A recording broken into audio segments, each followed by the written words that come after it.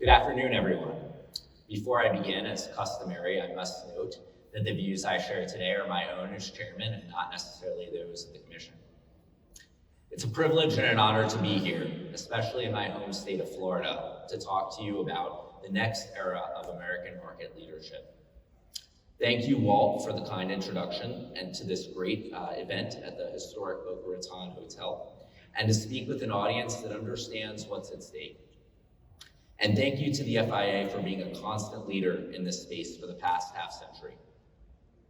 In December, I was honored to be confirmed as the 16th chairman of the Commodity Futures Trading Commission, an institution that's been dear to me since I first interned there during my law school years many years ago. I want to thank President Trump for the trust and confidence he's placed in me to lead this great institution at such a pivotal moment in our nation's history. In less than 4 months, our nation will be celebrating its 250th anniversary. This milestone is an opportunity to reflect on where we've been as a nation and where we wish to go. The founding generation of Americans lived very different lives from the ones we live today. They spent as much time working with their hands as we do on our phones each day. What we can glean from their writings is that they knew the decision to fight for independence against the British Empire was consequential, that it would reverberate across the years. James Madison, the primary architect of the US Constitution, wrote in its preamble that a key goal was to secure the blessings of liberty to ourselves and our posterity in order to protect the freedom of future generations. As significant as the founders' innovations in politics were, the century following independence saw a flood of inventions that remade the physical world. By some measures, no earlier age had ever witnessed such a transformation. The liberty that Americans granted to themselves was channeled into this innovation. The telegraph, the railroad, the telephone, and the first electric grid created a national market where none had existed before. This is what Americans do. We innovate, we invent, we build, it's in our blood. We created our nation from scratch and have been updating ourselves every day since. We are at the beginning of another great wave of innovation today, as markets continue to digitize and crypto assets become mainstream. In a letter to Thomas Jefferson in 1790, Madison wrote that stable government required a fiduciary obligation to the future. My team and I take that sentiment to heart because we must look to the future in every decision that we make. Needless to say, I've thought deeply about the proper role of regulation in our markets for a long time. Given the rate of technological change that we are seeing today, the CFTC must do everything it can to ensure that we don't smother innovators with rules and regulations designed for a different era. We all know that at their core, American commodity derivatives markets perform a vital and timeless function. My regulating philosophy is simple. Like the practice of medicine, our focus should be on finding and then administering the minimum effective dose. Regulate too little, and markets lose integrity. Regulate too much, markets atrophy. Innovation is exiled offshore. What I propose over the next several years is a focus on future-proofing derivatives markets oversight via the minimum effective dose of principles-based regulation. We at the CFTC support innovation in American financial markets. We understand that these technologies deserve smart, clear regulations. It's our hope that innovation in new derivatives products can increase liquidity by unlocking more collateral while making products more programmable and global. By looking at history, we can see cultures reach new heights, both economically and socially, when a vein of new liquidity is discovered and brought into the open. The Renaissance of the Italian city-states springs to mind, as does the Dutch Golden Era, and more recently, the Reagan-era expansion that helped end the Cold War. All these examples involve new independence from centralizing authority, deregulatory pressures, and reduced systemic risk. These examples are not dissimilar from the environment we live in today. If we do this, If we future-proof properly, we will reclaim American leadership in these markets, return to principles-based regulation, ensure innovation-forward oversight, and drive American prosperity for decades more to come. This can be the beginning of a new golden age of American markets, as we think of future generations and learn from past mistakes. Stepping back a bit, the first organized futures exchange in the United States, the Chicago Board of Trade, began on the second floor of a flower store in Chicago on April 3rd, 1848. It's no coincidence that only 3 days later, Chicago was linked by telegraph to the East Coast for the first time. The Board of Trade was created at a time when members knew a radical new technology had arrived, allowing new suppliers and customers to access commodity prices in real time across the country. They took action, they organized, and once connected to the Eastern demand, their arbitrage costs collapsed, making the Chicago Board of Trade the central hub for agricultural commerce in the United States. By the end of the 19th century, innovators advanced with the emergence of dozens of standardized exchange-traded forward contracts. Commodities were now traded in pits filled with yelling and gesturing traders, demonstrating a kind of transparency in price discovery that had not been practiced before. Later, in the wake of the Great Depression, the modern regulatory framework was born with the creation of the U.S. Securities and Exchange Commission, and later in the 70s with the CFTC. Fast forward to 2008. It's important to remember that at its root, the 2008 global financial crisis was a government failure, not a market one. This government failure began with overly aggressive federal mandates that pushed banks to acquire massive amounts of risky, low-quality mortgages, which created a housing bubble that finally burst. This bust, in turn, caused the U.S. bankruptcy rate to double between 2007 and 2008, pushing more than 2 million people into bankruptcy who otherwise would not have had to do so. Milton Friedman, a Nobel laureate and renowned economist, once said, "Most of the energy of political work is devoted to correcting the effects of mismanagement by government." In the case of 2008, I believe he's right. The crisis in confidence in our financial system left a permanent mark on the American public. In response, Congress passed the Dodd-Frank Wall Street Reform and Consumer Protection Act, a sweeping reform intended to restore stability and introduce transparency to the swaps market. In some ways, the effort succeeded.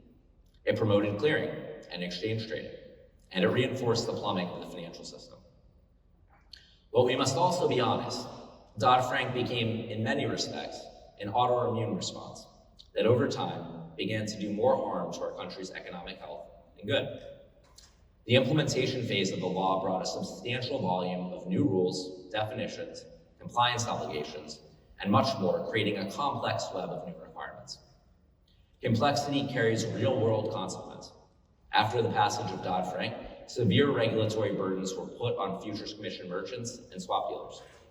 The number of FCMs, the intermediaries that handle trades and customer funds, consolidated dramatically, falling from roughly 90 merchants in 2007 to less than 50 today. Many of us in this room can easily list most of the 8 banks that have been tagged as too big to fail under Dodd-Frank, many of which have their own FCMs due to concentration in the industry. Elevated capital requirements meant that farmers who had been able to open a $25,000 hedging account found that the remaining FCMs required minimum capital requirements of $1 million to $5 million. And increased regulations made the onboarding process for a family farm as complex as that of a multinational corporation. The result? After the consolidation cycle ended, brokers no longer served smaller agricultural producers because the accounts were too compliance heavy. Smaller firms experienced reduced access to hedging tools as intermediaries focused on larger clients, leading to our farmers and producers paying larger fees just to hedge their risk. And over time, the compounding effects has been so profound. Today, the cost and complexity of accessing our markets are increasingly too much to bear for small and medium-sized businesses. The farmer, the trucker, the energy wholesaler, the entrepreneur, the Americans who sustain our economy and institutions. The Biden administration's onerous regulations didn't help the situation, but burdened producers more. This certainly is not a system that the founders had in mind. We recognize this, and help is coming. I've got a big agenda for improving traditional commodity markets for our farmers, ranchers, and energy producers.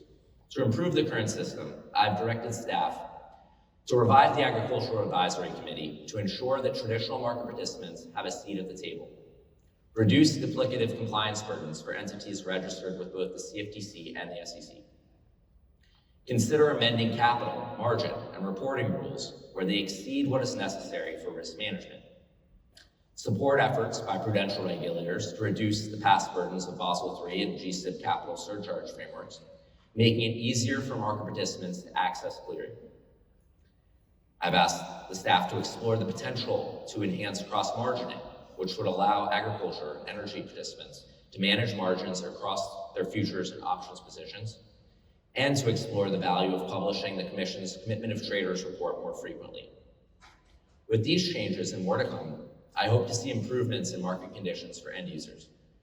Additionally, we'll continue to listen to the needs of the agriculture and energy communities, and we must recognize that certain asset classes may not be suitable for 24/7 trading and perpetual futures contracts. Innovation in our markets is certainly not a one-size-fits-all approach. For over a century, the United States has been at the center of global markets because we've balanced regulation with freedom. And thanks to the leadership of President Trump, a new technological revolution is underway in the United States, and these technologies are very much a response to government overreach. But given the governance mistakes of the past, we now have to be laser focused on ways to future-proof our rules and regulations to withstand the test of time. We shouldn't forget that in the recent past, regulatory agencies were weaponized against these innovative industries. It's no secret that under the prior administration, Gary Gensler's SEC regulated through enforcement and drove the crypto industry offshore, while prudential regulators debanked law-abiding businesses with any nexus to politically disfavored industries. The Biden CFTC attempted to ban political prediction markets ahead of the 2024 election. The Federal Reserve, the Comptroller, and the FDIC published the burdensome Basel III endgame proposal, which would have significantly increased the cost of clearing and capital required to hedge risk. And software developers were encouraged to hard code DEI and woke ideologies into their AI models to force ideological conformity, censorship, and historical revisionism. Everyday Americans paid the price for these regulatory failures. We lost faith in many of the institutions that were previously the trusted, established gatekeepers of conventional wisdom. And we can only begin to rebuild this faith if we are seen as making progress towards the goal of writing regulations that protect customers, prevent fraud, ensure transparency, and enable broad participation. Because liquidity is the lifeblood of markets. Recent efforts, including interagency harmonization with the SEC and the formation of advisory bodies like the Innovation Advisory Committee, reflect this direction. Harmonization initiatives began years ago, but stalled in the wilderness for quite a while, as interagency competition and turf battles got in the way. But SEC Chairman Atkins and I have put an end to the days of the SEC-CFTC infighting by partnering on the Project Crypto initiative. This historic harmonization initiative will increase coordination between our agencies, lead to a partnership on substituted compliance, and deliver clarity for market participants. And harmonization is already well underway. Chairman Atkins and I meet on a regular basis and look forward to partnering with industry in ways that haven't been possible in the past when our agencies were not in sync. Harmonization is not a sideshow. It's integral to opening up new avenues for entrepreneurs. Once innovators know that regulators are paying attention to their own core mandates, these risk takers are more likely to move forward. We're also witnessing a fascinating new market develop here in the United States around AI compute. America is home to some of the largest data centers in the world, and companies across the country are harnessing AI in their workflows. The White House's AI action plan directed the CFTC and other agencies to ensure access to large-scale compute for startups and academics by improving the financial market for compute. I believe a robust compute market could further this policy, and I'm glad to say that the CFTC is hard at work making the US the global leader in the market for this new digital commodity, which is so critical to America winning the AI race. We're also focused on bringing other markets, such as critical minerals, back to the US to decrease reliance on foreign nations and diversify reference pricing. And we want to make America the world leader for on-delivery minerals. We're working with the White House, our registrants, and market participants to make this a reality. We can't allow for the algorithms that connect traders across the markets for compute, critical minerals, and other essential commodities to be based on technology developed in an adversarial nation. This is a national security issue. And through the Project Crypto partnership, the CFTC is leading again. America is now the crypto capital of the world. This means the CFTC has a generational opportunity to build on its historical role as a forward-looking regulator that applies principles-based oversight. We cannot and we will not shy away from this opportunity. Today, the adoption of blockchain technologies, crypto assets, and smart contracts is introducing new methods for trading, clearing, settling, and collateralizing commodity price exposures.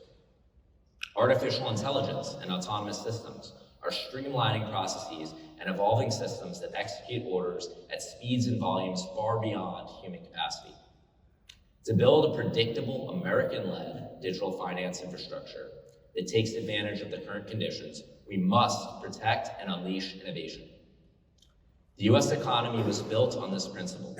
Alexander Graham Bell and Thomas Edison didn't fear a prosecution from Washington, D.C. Neither did the Wright brothers or Henry Ford. That spirit of building, without fear of persecution, is part of the national DNA. We need to reclaim it, and Project Crypto is an important part of that reclamation. By now, the message to innovators should be clear. Build in the USA. While these words sound nice, let me give you a preview of how we're putting this into practice. First, we'll advance a clear crypto asset taxonomy so that market participants can understand whether their products fall within CFTC jurisdiction, SEC jurisdiction, both or neither. Next, some of you may be pleased to hear that I've directed staff to provide guidance concerning the application of the CFTC's intermediary registration requirements to developers of non-custodial software systems, like digital wallets and decentralized finance applications. For too long, there has been an open question as to whether software providers trigger the CFTC's registration requirements. We intend to address this question head on. Clarity must extend across the full market stack. Not only do we want clear rules of the road for software developers, but we must also ensure that our traditional market participants benefit from crypto clarity as well. In this vein, the staff's giving considerable thought to new rules to clarify when leveraged, margin, or financed retail commodity transactions in crypto assets may be offered off exchange under an actual delivery exception, and establish purpose-fit standards for margin spot trading on exchanges. I'd also be remiss not to mention that I've directed the CFTC staff to consider how to clarify their views on the classification of true crypto asset perpetuals. These things don't happen quickly or easily in Washington, and thankfully President Trump is in the White House, and it is he who deserves all the credit for pushing the US marketplace to finally fully commit to a financial future with crypto playing a central role. If we don't do this now, we drive innovation elsewhere, as regulators have done in the past. Today, capital is borderless, entrepreneurs are borderless, technology is borderless. Under my leadership, the agency is taking steps to future-proof its rules and regulations so that future administrations cannot govern through enforcement and staff discretion. To make this happen, we must get back to basics. And there are a lot of basics to cover, so please bear with me as I go through this list of actions. For starters, through a recently established pilot program, the CFTC is considering removing energy commodity end-user swaps from the swap dealer de minimis threshold calculation. We anticipate this exclusion will provide commercial end users in the energy commodity markets with a significant number of additional counterparties. This will deliver costs and savings to commercial end users in energy commodity markets. We're considering expanding this regulatory relief to certain agricultural and critical mineral swaps as well. America's producers deserve access to additional swap counterparties, and if we can reduce regulatory burdens and provide cost savings to the energy and agricultural community and critical minerals markets, we will do so. We'll also consider whether any other types of transactions should be excluded from the swap dealer de minimis thresholds. And we'll use the CFTC substituted compliance framework as another tool to reduce unnecessary burdens. For example, the Commission is considering issuing comparability determinations for the European Union and the United Kingdom regarding swap dealer capital and financial reporting requirements.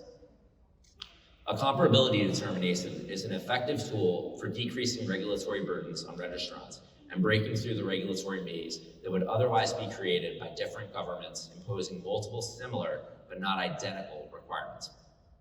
We'll work with our allies who have similar views on the role of regulation in markets to extend this benefit to jurisdictions that share our values. I've also asked the staff to undertake a rulemaking to address the increasingly common model of derivatives clearing organizations and designated contract markets that allow retail participants to get market access without intermediation by an FCM. The Commission will consider what requirements should apply to a DCO and a DCM when no intermediary is present. I think about this with two objectives in mind. First, how do we protect customers? We must consider which customer protections are missing when there is no FCM present in the chain, and how we can maintain the protections inherent in the intermediated model. Second, how do we maintain a level playing field? It's unfair to permit an entity to provide fewer customer protections from advertising to segregation based on its choice of registration category.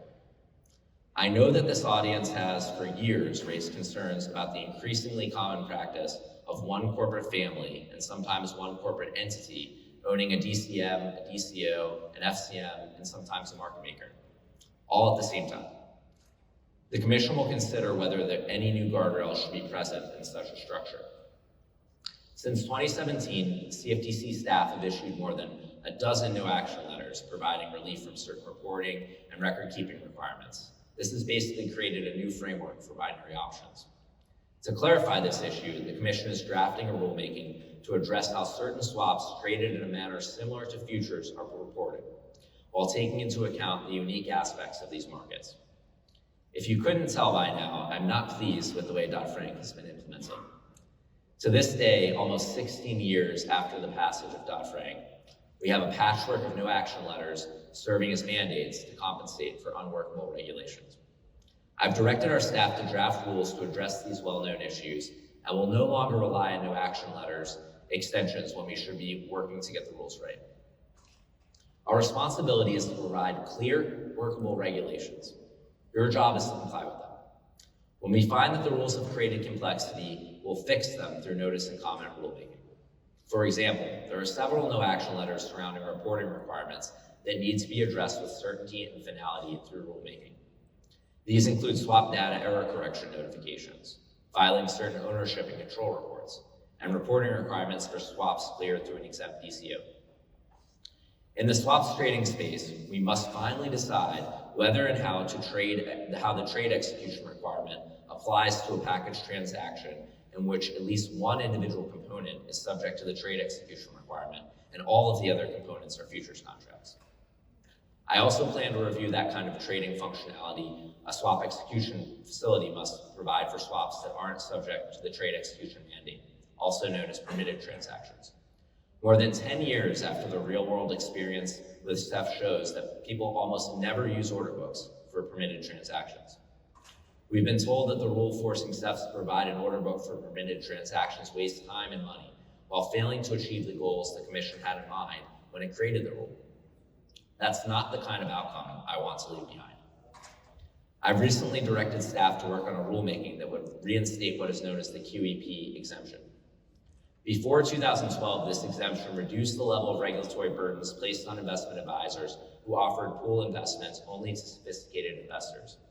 Unfortunately, the Commission eliminated this exemption while implementing Dodd-Frank. We look forward to soon remedying this error in judgment. Another overzealous implementation of Dodd-Frank takes the shape of Form PF. The CFTC and the SEC are working together on a proposal to revise Form PF and recalibrate the data collection to align with its initial statutory purpose. We have an opportunity to streamline data reporting and eliminate redundancies, thereby reducing the cost of compliance and vulnerability to inadvertent disclosure. I believe firmly that the Commission should not be collecting more data than necessary to fulfill its statutory obligations. Like I said before, the minimum effective dose. In this case, that means the information necessary to monitor for systemic risk rather than information that would be nice to have for government pet projects. And we've seen the federal government is not immune to cyber attacks. Any mandate to disclose data to the federal government asks market participants to put sensitive information at risk of disclosure. We must not impose that risk any more than is absolutely necessary. Finally, I'm future-proofing the agency by redirecting it towards its core mandate and away from rabbit holes like climate. The CFTC's statutory mandate is market integrity, customer protection, and price discovery, not environmental or climate policy. Today, the Commission is formally disavowing the Market Risk Advisory Committee's 2020 Climate Risk Report, which contained 53 recommendations on alleged risks to the financial system posed by climate change. The CFTC never formally adopted the report, so we're announcing today that the Commission does not adopt, endorse, or rely on the findings or recommendations of the MREC's Climate Change Subcommittee report.